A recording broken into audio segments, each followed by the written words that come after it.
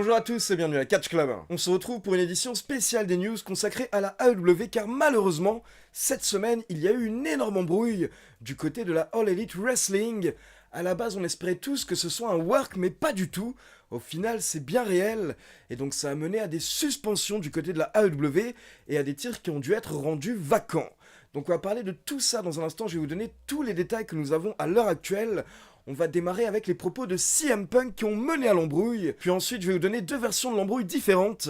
Je vais vous donner la version des Young Bucks et de Kenny Omega, mais également la version de CM Punk et de Ace Steel. Et donc derrière on passera aux conséquences de cette embrouille, comme je vous l'ai dit, des suspensions et des titres qui ont été rendus vacants. Alors tout a démarré dimanche soir lors de la conférence de presse après AEW All Out, qui a commencé avec Tony Khan et CM Punk. CM Punk qui venait de remporter à nouveau le titre de champion du monde de la AEW. Donc logiquement, CM Punk devrait être de bonne humeur, mais pas du tout, car dès qu'il est arrivé à sa place, il n'a même pas attendu les questions des journalistes, et il a directement lancé le sujet de Colt Cabana. Car ces dernières semaines, il y a eu beaucoup de rumeurs comme quoi CM Punk souhaitait que la AEW vire Colt Cabana, ou en tout cas qu'il l'utilise de moins en moins, et apparemment ce serait à cause de CM Punk qu'on ne voit plus Colt Cabana. Mais malgré tout, je rappelle que Colt Cabana a bien re-signé avec la AEW, et notamment du côté de la Ring of Honor. Mais justement, CM Punk en a profité pour répondre à toutes ces rumeurs, et il a expliqué aux journalistes catch qu'ils devraient mieux faire leur travail, car tout ce qu'ils ont sorti ces dernières semaines par rapport à lui et à Scott Colton, donc Colt Cabana, est totalement faux. CM Punk a expliqué qu'il n'est plus ami avec Colt Cabana depuis environ 2013-2014, et depuis ils ne se parlent plus, et CM Punk ne se mêle absolument pas de la vie de Colt Cabana, et il n'a pas essayé de faire en sorte que Colt Cabana soit viré. Puis CM Punk s'est tout simplement lâché sur Colt Cabana en disant qu'il ne mérite même pas qu'il prononce son nom. Et CM Punk nous a également dit qu'il y a deux personnes sur cette planète qui ont fait énormément d'argent sur le dos de CM Punk. Vince McMahon numéro 1 et Colt Cabana numéro 2. Mais le truc c'est que CM Punk ne s'est pas arrêté là, il s'en est également pris à Hangman Page, les Young Bucks, Kenny Omega et même MJF. Donc d'abord CM Punk a commencé avec Hangman Page en expliquant que Page est une petite merde car il refuse d'écouter les conseils des anciens et il l'a même précisé récemment dans une interview et ça a choqué Punk. Et à côté de ça, CM Punk nous dit également que Hangman Page a mis en danger le show All Out, un show qui a rapporté plus de 1 million de dollars rien qu'avec la billetterie à la AEW.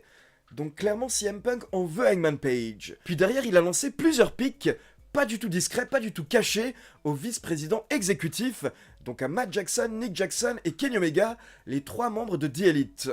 CM Punk nous a par exemple dit que les trois vice-présidents exécutifs ne pourraient même pas manager un supermarché, donc ils n'ont rien à faire à ces postes. Puis CM Punk a également balancé que selon lui, les membres de The Elite ont leaké, ont fuité des informations aux médias, et d'ailleurs ce seraient de fausses informations qui ont fait passer CM Punk pour quelqu'un de mauvais.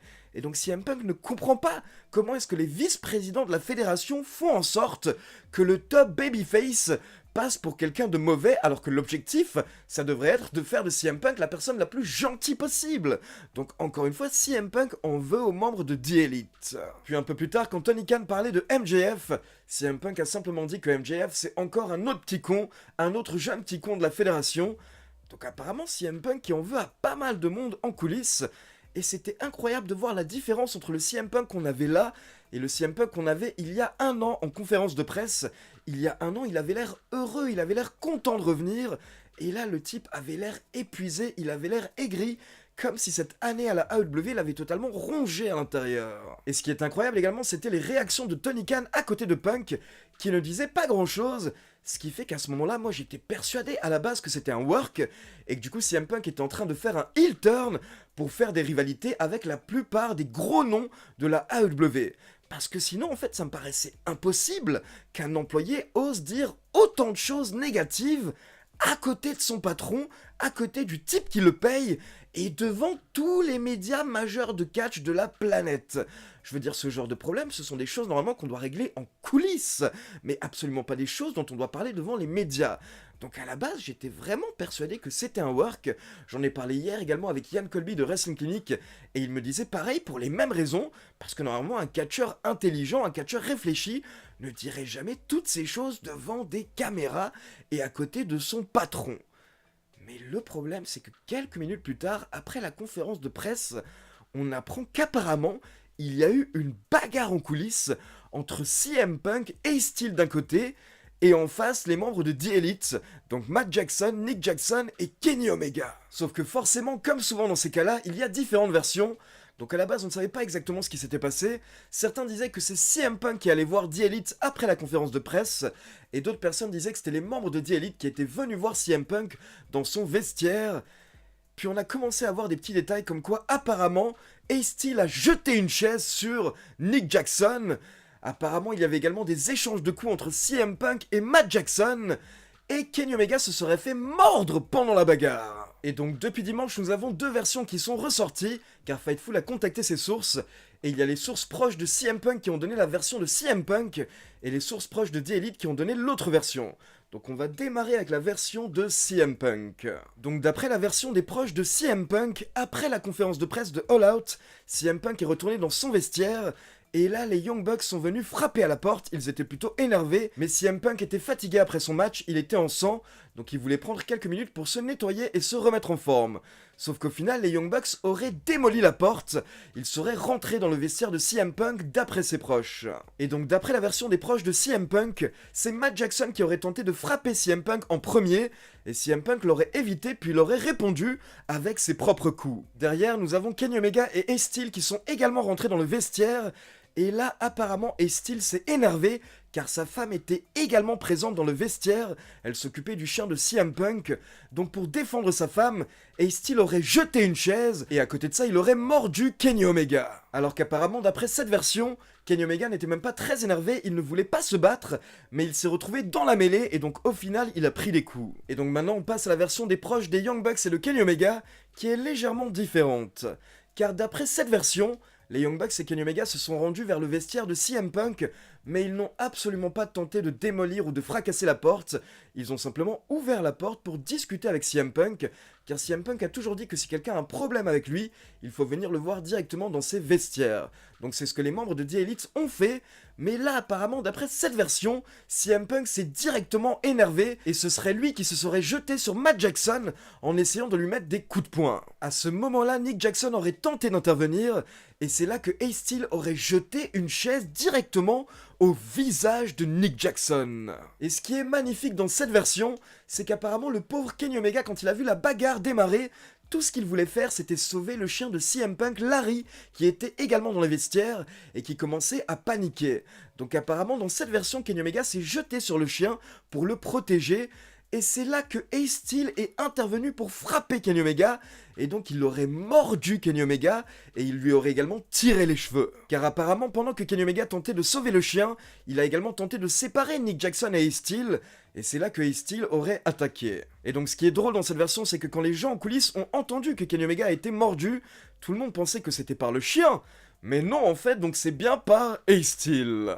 Et apparemment, suite à la bagarre qui aurait duré environ 6 minutes, les catcheurs continuaient à s'engueuler et CM Punk aurait même menacé The Elite de porter plainte.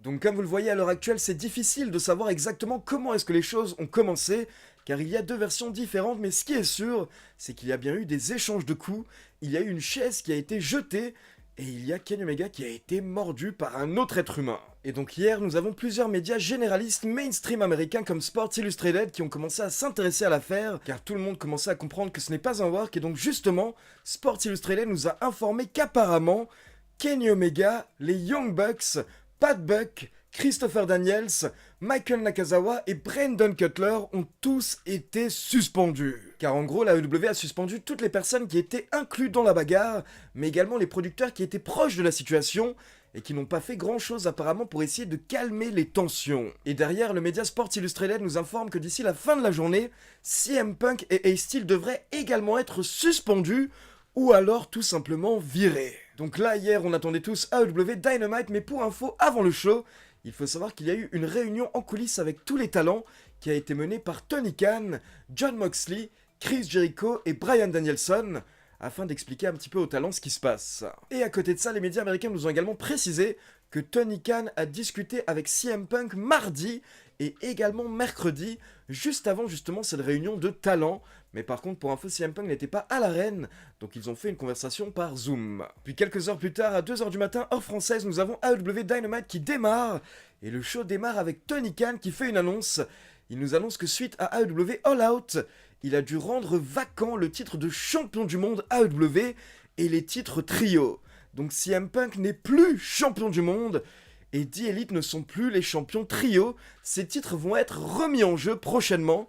Donc d'abord pour les titres trio, il faut savoir qu'ils ont directement été remis en jeu hier soir lors de AEW Dynamite, lors d'un match avec le Death Triangle, donc Pac, Penta et Rey Fenix, face aux Best Friends et Orange Cassidy. Et donc pour info, hier soir, le Death Triangle a battu les Best Friends et Orange Cassidy afin de remporter les titres trio. Et derrière, Tony Khan nous a également annoncé un tournoi dont la finale aura lieu lors de AEW Grand Slam pour couronner le nouveau champion de la fédération. Donc là, pour ceux qui en doutaient encore, on comprend clairement que ce n'est pas un work, car Tony Khan n'aurait jamais booké ça, car le fait de rendre les titres vacants, ça gâche le prestige de ces titres. C'est très triste pour le titre trio qui vient juste de naître, et donc le premier règne aura duré au final 2 jours.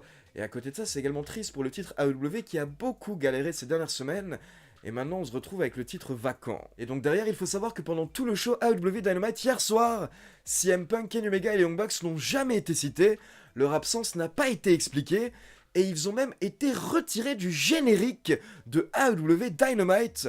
Donc là, ça nous confirme bien qu'ils sont tous suspendus. Par contre, pour info, à l'heure actuelle, nous ne savons pas combien de temps est censé durer cette suspension. Et dernière petite info par rapport à CM Punk, d'après plusieurs médias américains, il faut savoir que CM Punk se serait blessé au triceps lors de son match face à Jon Moxley à AEW All Out. Et ce serait une blessure potentiellement assez grave, donc apparemment, même s'il n'avait pas été suspendu, il aurait fallu tout de même rendre le titre de champion du monde à nouveau vacant, car CM Punk serait réellement blessé. Et donc maintenant, du coup, il va falloir que les personnes comme Chris Jericho, Jon Moxley ou encore Danielson portent à nouveau la AEW sur leurs épaules. Et d'ailleurs, pour info, il faut savoir qu'à la base, après AEW All Out, Jon Moxley était censé s'éloigner des rings et prendre des vacances pendant quelques temps. Il en a d'ailleurs parlé hier soir lors de Dynamite et pour info, c'est vrai, c'était confirmé par Fightful. Mais au final, comme les plans ont été changés à la dernière minute, Moxley ne va pas prendre de vacances pour le moment et il va participer au tournoi pour couronner le nouveau champion du monde. Et donc personnellement, tout ce que j'ai à dire, c'est qu'honnêtement, j'ai limite le cœur brisé car je fais partie de ces personnes qui supportent la AEW depuis la création de cette fédération. Je suis un énorme fan de The Elite et également de CM Punk.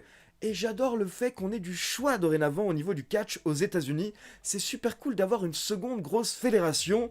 Et donc ça me brise le cœur de voir que des embrouilles en coulisses pourraient gâcher les opportunités et le succès de la AEW. Ça me brise le cœur de voir qu'un mec comme CM Punk, pour lequel j'avais beaucoup d'estime, on va dire, se lâche comme ça devant les médias alors que ce sont des problèmes qu'il devrait clairement régler en coulisses avec ses collègues. Donc je suis vraiment déçu par ce qui se passe du côté de la AEW, mais j'espère vraiment que ça ne va pas tuer la fédération et j'espère que la fédération pourra s'en remettre et tourner la page. Donc voilà, c'est tout pour cette édition spéciale News AEW. Maintenant, comme d'habitude, c'est à vous, n'hésitez pas à me laisser vos avis dans les commentaires. Dites-moi un petit peu ce que vous pensez de toute cette histoire et dites-moi également, selon vous, qui va remporter le titre de champion du monde de la AEW suite à ce tournoi. Et comme d'habitude, n'oubliez pas de liker la vidéo, de vous abonner à la chaîne et de cliquer sur la petite cloche pour être informé de la sortie des prochaines vidéos. Ciao tout le monde!